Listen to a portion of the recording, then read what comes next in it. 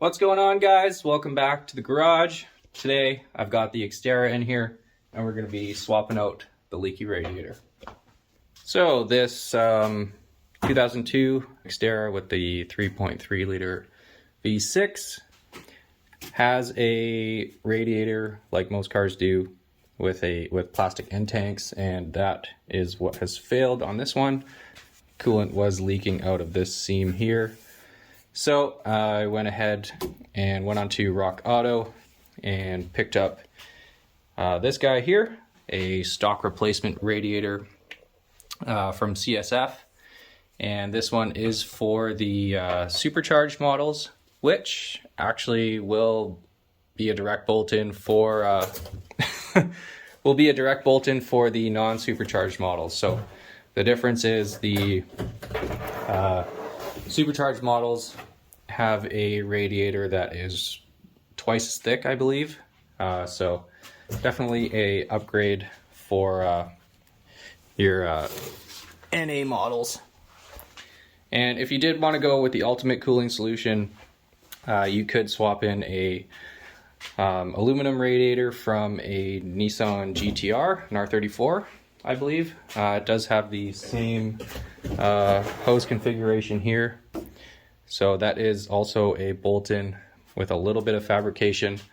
The only difference with that one is that it doesn't have a built-in transmission oil cooler, so you'll be upgrading to an external cooler, which isn't always a bad thing. But for the sake of this, we're just getting a stock replacement radiator in. It was 90 bucks, so can't really go wrong with that. So before we pull out the old radiator, it's always a good idea to, especially when you're ordering from Rock Auto, because, you know, they're a big company and they're not perfect. Just check that your radiator is the correct one. This looks to be all good. One thing to note, if you are going to get this CSF radiator, it doesn't come with a radiator cap, so you will be reusing the old one. I'm not sure if other brands that they offer come with a cap, so maybe just check that. If you don't have a cap, make sure you pick one up or confirm the radiator does come with a cap. So I've already gone and removed the skid plate from underneath, and the next thing that we need to do is drop this little splash guard out of the way. It's just held in with some little clips here and another little screw-in clip here. These ones you can just sort of pop out. They're the Christmas tree style.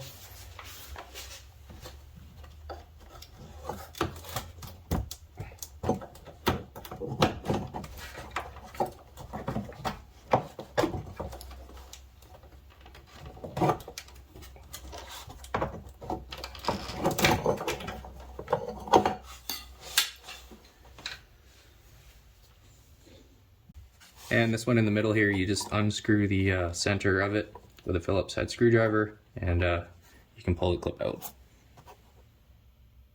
And now that we've got this sort of splash shield out of the way, that'll give us access to the drain on the bottom of the radiator. So looking up at the radiator from underneath the Xterra, we can see the radiator drain plug right here, which is just you can just undo with a Phillips head screwdriver.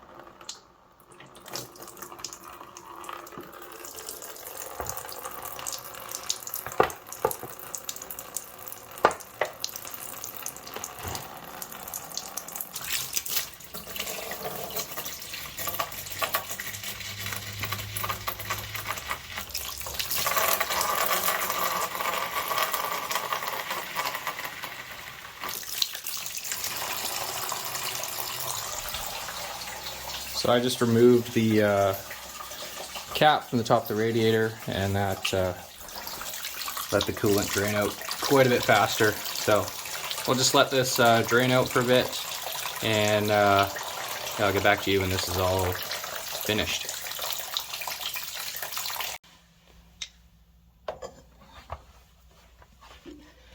All right, so we're all done dripping out here. So we'll just put the plug back in for now. Stop any little drips from landing on our head while we're working under here. All right, guys, so next up, you'll see these two lines here. These are the transmission cooler lines that run to the bottom of the radiator. So you can either, it's a bit hard to see here, take the clip off of this hose right here, or you can just undo it from this end here. A little bit of oil might come out of here, so just be prepared with a rag. And then while we're down here, we might as well also remove the lower fan shroud, which simply just pops off like that from both sides, which makes it real nice, so you don't have to remove the clutch fan to get this whole thing out. Thank you, Nissan, for that one. That's probably the nicest thing Nissan has done for us Xterra owners, not having to remove the fan. But anyways, I'm going to just disconnect these guys here, and hopefully they don't drip too much.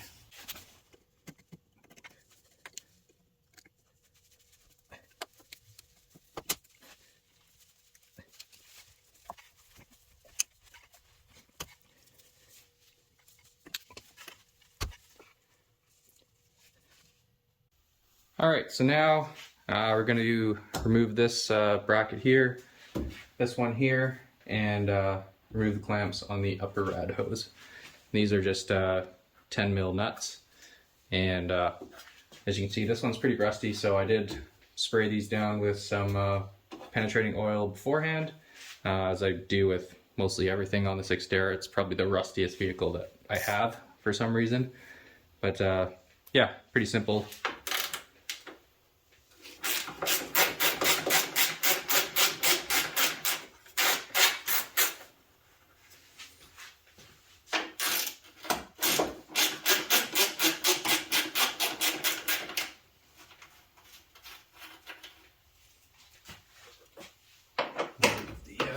Remove the bolt that holds the overflow bottle to the rad.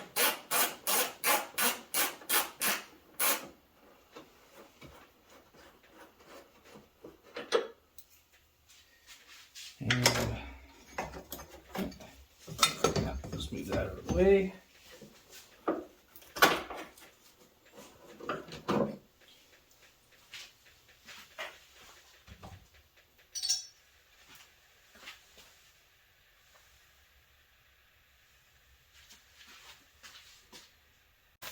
So one of these cooler lines is actually dripping quite a bit, so just gonna pinch it off just to keep it from dripping oil onto everything as we pull the radiator out. So we'll just loosen this hose clamp to this hose that goes to the overflow bottle. Just sort of clips into the back here. So we'll just pull that off.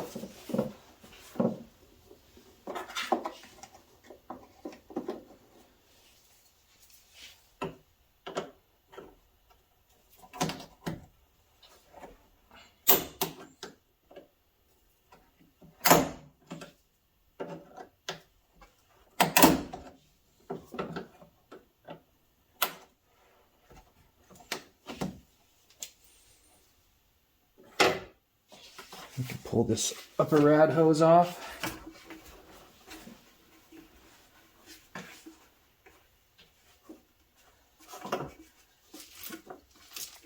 Just tuck it out of the way. And then lastly, we can move down here and remove the lower rad hose, which is nice that it's up so high. It's kind of got this weird hose that does a 90, goes up all the way to here, and then hooks into the water pump right there. And it's held on with one of those ugly looking clamps, so I'm definitely going to spray that down with a little bit of lube before I try to break that free. But after we get that done, we should be able to lift the whole rad assembly right out.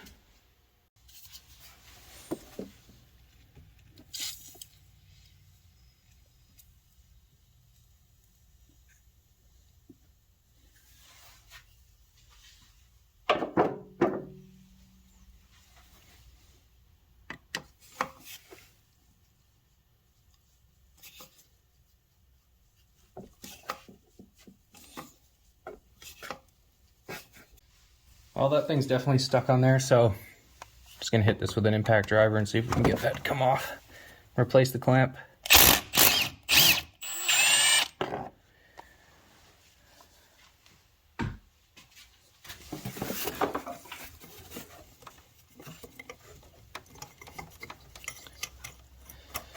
All right, perfect.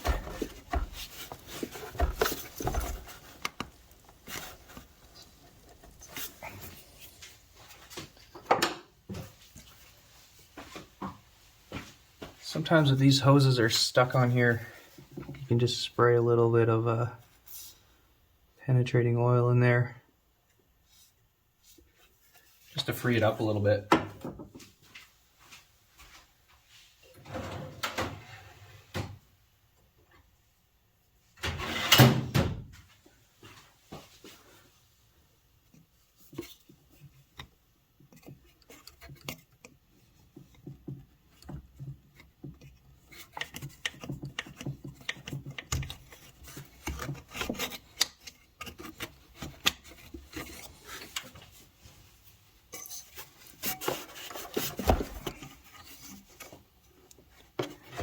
Perfect.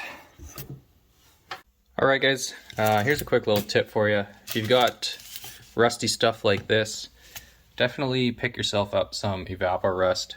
If you don't know what this is, it's just like the name says, super safe rust remover.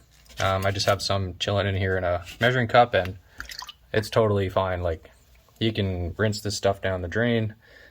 You could, it's non-toxic, you could probably drink it if you wanted to, but maybe not after you've cleaned a bunch of metal in it. But I just like to chuck rusty things in there and let them sit. You can see I'm not even removing the plastic off this. Leave those in for a bit, and they'll come out looking like this almost. But yeah, just a quick little tip. Pick yourself up some of that. I'm actually just going to remove the overflow bottle altogether. Just this one 10mm bolt here, just to give myself a little bit more room to maneuver the radiator if I need to.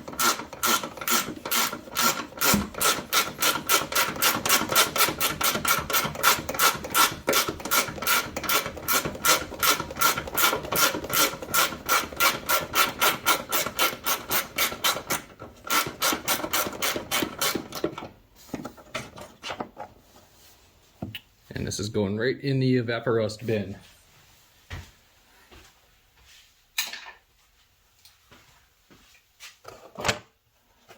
Pull that out of the way. Alright, so in theory we should be able to just pull this thing out of the way, and kind of need to angle it the bottom towards the front, just because there is a little bit of a lip on the shroud, and that should give us enough room to get it out of the way of the fan.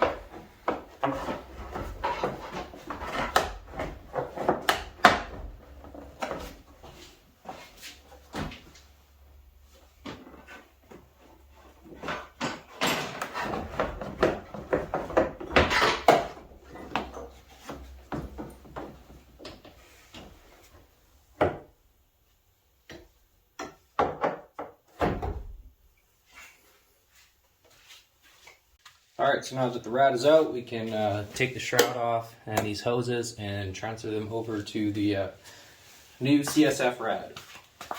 And this shroud's just held on with two 10mm bolts here, and then it just sort of presses in down at the bottom.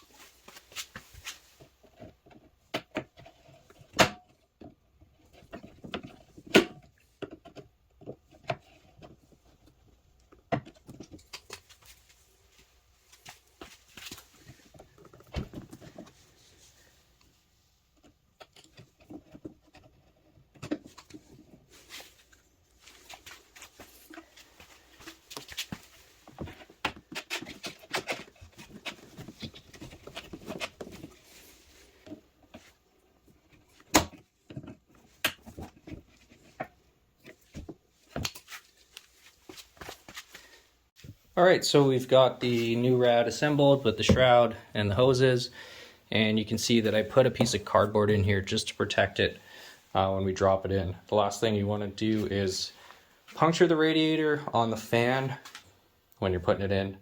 So just putting some cardboard in there will just protect it from that. But potentially might have to just undo these top shroud mounting screws and just tip it up a bit just so we can easily pull that out. There might not be enough room to remove that once it's in the car and the fan's sitting about right here. So yeah, we'll just go over to the car and drop this in. Basically what you got to do is just line up these two pins here with, so you can see it down there. There's one there and there's one there, and that's pretty much all that holds the bottom of the rad in. So pretty simple install. So we'll grab that thing and carefully drop it into place, making sure we don't do any damage with that fan there.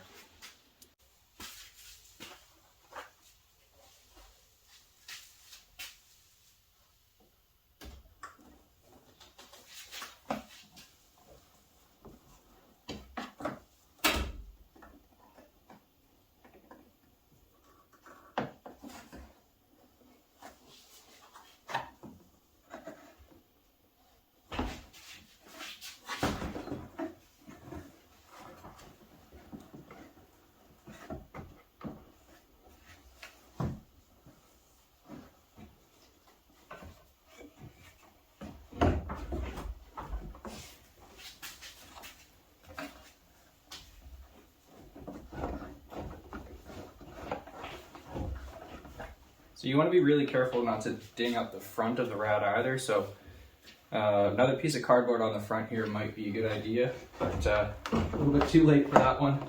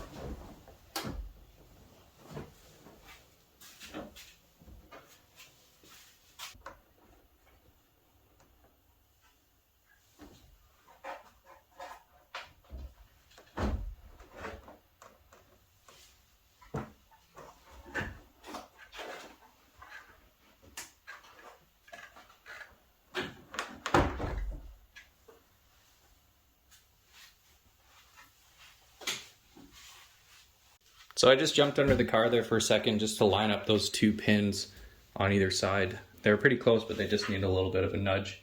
But that's pretty much it. So we'll just go ahead and we'll remove that cardboard before we forget. There isn't enough room in here to pull this out, so I'm just gonna loosen these two screws here and pull the shroud back just a bit and pop that cardboard out, and then hook up the cooler lines and reattach the hoses, and then we'll put these mounting brackets back on.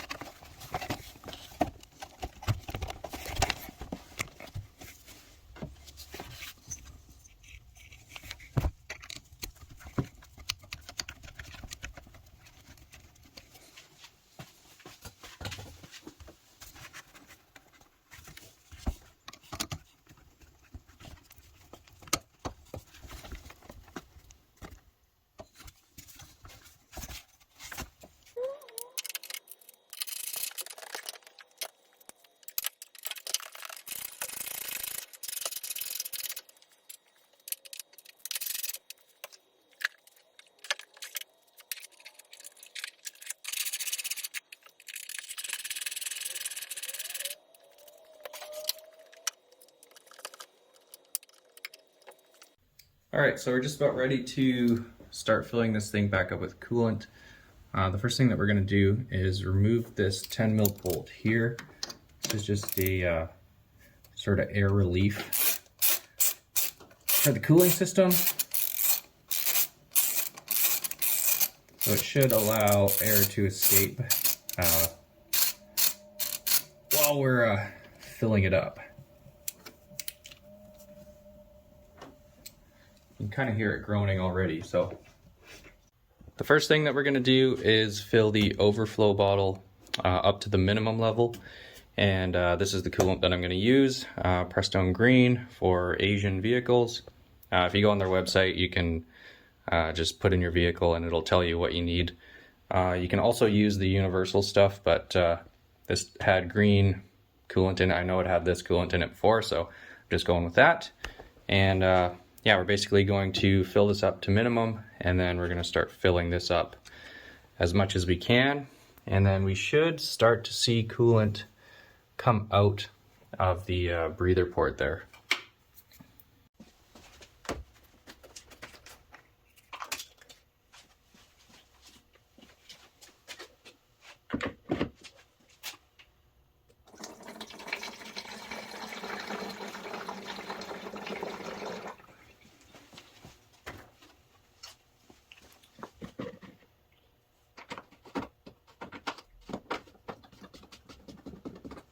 And then for filling up the rad, I'm going to use this funnel bucket. These things are super handy to have.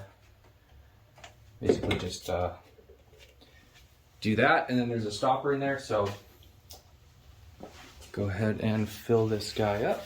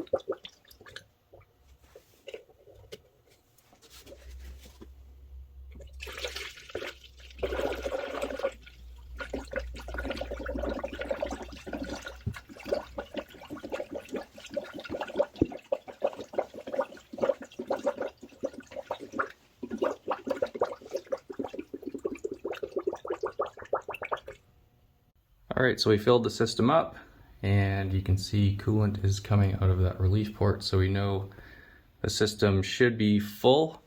I'll just leave this plugged in here, and I'll plug the air relief port there, put the bolt back in, and then next step will be to fire up the vehicle. All right, so now that I've got my battery in, I've got the garage door open for ventilation. We'll pull the plug out of the funnel bucket here. Just to let a bit more coolant drain in there.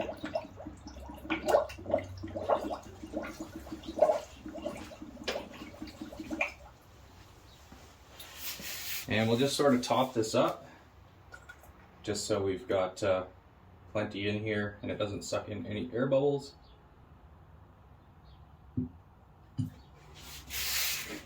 And then we'll go and fire up the vehicle. And then we'll have the heat cranked all the way up, and we'll let this idle and warm up. And we'll monitor that bucket there and see if any bubbles start coming out.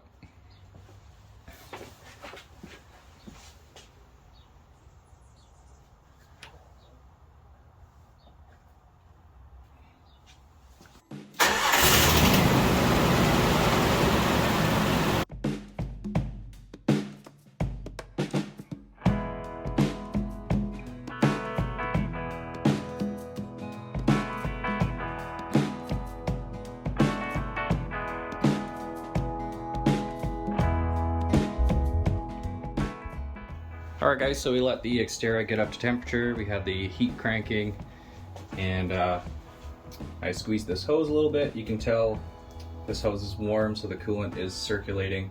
So we can, after letting it cool down for a bit, which I've done, we can go ahead and remove the funnel bucket.